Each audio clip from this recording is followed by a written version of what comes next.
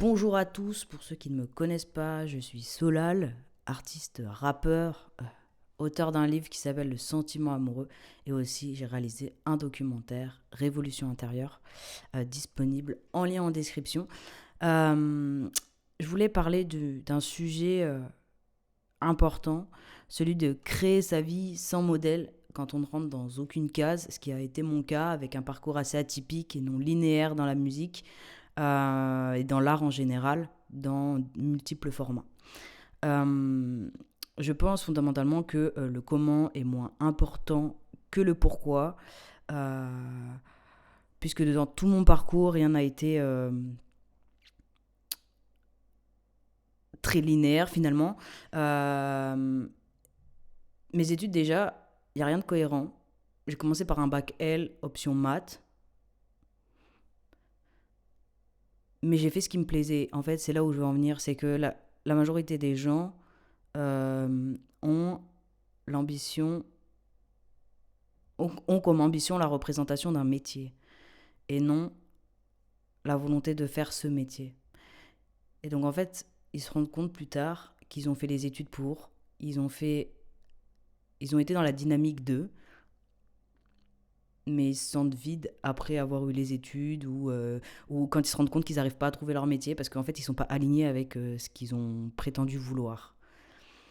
Et l'importance du comment et non, enfin l'importance du pourquoi et non du comment, c'est que dans tous les cas, même si vous voulez faire quelque chose, ça ne sera jamais tel que vous le pensez. Euh, la route, elle est beaucoup plus sinueuse. Après mon bac, j'ai fait 3 ans à l'école des beaux-arts. Ce qui m'intéressait, c'est que on pouvait un peu toucher à tout sans se limiter qu'à un seul format. C'est-à-dire que j'ai fait de la vidéo, de la photo, de l'infographie, du dessin, de la peinture. Enfin, on a vraiment touché à tout la première année. Et plus les années passaient, plus on se spécialisait. Et ça, c'était un format qui m'intéressait parce que je savais pas où aller, mais je savais ce que je voulais faire. Je voulais faire de l'art. Et donc, encore une fois, le comment est moins important que le pourquoi.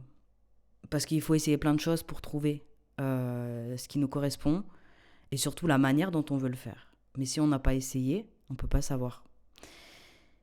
Donc ça t'ouvre un horizon assez large, des expériences aussi qui peuvent te permettre de te faire une idée de ce que t'aimes, de ce que tu es, de ce que tu veux, ce que tu veux pas. Et à la troisième année des beaux-arts, j'ai arrêté et je suis partie faire un travail alimentaire pour me diriger dans la musique. C'est-à-dire que j'ai pas eu le diplôme comme il était nécessairement recommandé au bout de la troisième année.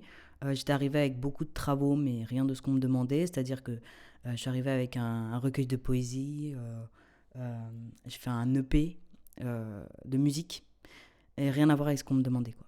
Donc, j'ai pas été diplômable, mais on m'a proposé de redoubler parce qu'en soi, j'avais les compétences, mais c'est juste que j'étais à côté, quoi. Sauf que moi, en fait, ce que je voulais, c'était faire de la musique, écrire. Et donc j'ai volontairement refusé cette année de diplôme pour pas perdre un an et aller directement dans ce que je voulais faire. Sauf que ce que je voulais faire, euh, j'avais rien, j'avais pas de réseau, j'avais pas spécialement d'argent, j'avais rien du tout. Donc je suis partie faire des boulots alimentaires et j'ai accepté d'ouvrir toutes les portes qui s'ouvraient à moi, même si elles étaient minimes. Donc j'ai commencé à faire de la musique, mais dans des bars. Euh, à l'époque, j'avais fait des flyers. Et ce qui est marrant, c'est que sur les flyers, je m'étais trompée d'adresse URL. Donc en fait, j'en avais 2000 qui traînaient, mais il n'y en avait aucun sur lequel on pouvait me retrouver. Et donc en fait, c'est toutes ces erreurs mis bout à bout qui font que en fait, tu crées des contacts, tu crées du lien, tu vas démarcher pour ton projet, tu fais des choses, quoi. T'es en action, t'es en mouvement. Et même si c'est pas là où tu veux être, c'est en cours, c'est en chemin en fait. Et les choses, elles se construisent brique par brique. Et en fait, ce que les gens, ils ont du mal quand ils arrivent pas à commencer un projet parce que ils voient directement la finalité. Ils veulent déjà le statut de ce qu'ils sont en train de mettre en place en fait. Euh, au début, dans tous les cas, tu seras rien, tu seras pas compétent et tu seras en plus ignorant de ne pas l'être. Donc le process, il est vraiment, c'est l'effet cumulé, quoi. Donc après les boulots alimentaires, j'avais qu'une seule voie, c'est que je produisais ma musique en indépendant avec le peu de finances que j'avais, et j'ai commencé à construire un EP qui s'appelle Les Mains Bleues. Et donc, au fur et à mesure des contacts, de la visibilité que j'essayais de me faire dans ma ville, qui n'est pas une grosse ville, j'ai commencé à trouver des partenaires qui m'ont permis de me professionnaliser. Et donc là, ce qui est intéressant, c'est que je suis vraiment l'exemple de la personne qui n'avait ni contact, qui ne connaissait rien à la musique. À la base, j'ai fait du rap parce que je ne savais pas chanter. Je ne connais pas le solfège, ça ne m'a pas empêché d'apprendre le piano. En fait, il y a vraiment avec l'envie, tu peux tout faire. Donc, on s'en fout de comment, on veut le pourquoi, en fait. Et je sais plus qui disait ça, mais le talent, c'est d'avoir envie. Et c'est vraiment vrai, parce que quand j'ai commencé à écrire, même dans ma scolarité, on me disait que je partais dans tous les sens, tout ça, et ça m'empêche pas aujourd'hui d'avoir écrit un livre, d'avoir une belle plume, et d'avoir beaucoup travaillé pour pouvoir avoir le talent que j'ai aujourd'hui.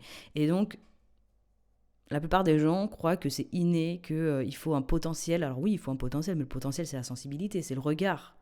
Et ça, c'est singulier et c'est propre à chacun, et tout le monde peut l'avoir parce que ça se développe. Et il est unique, en plus. Et donc, pour en revenir à l'aspect d'après travail alimentaire, on va dire, du coup, je rencontre des gens qui me professionnalisent. Je commence à faire ma première intermittence, j'en ai fait 3. Je fais des concerts un peu dans toute la France. Je fais Belgique, Allemagne, Canada. Enfin, bon, voilà, je voyage un peu. Donc, au fur et à mesure, les contacts grossissent. Et je trouve des partenaires qui me permettent d'aller plus loin dans mon projet.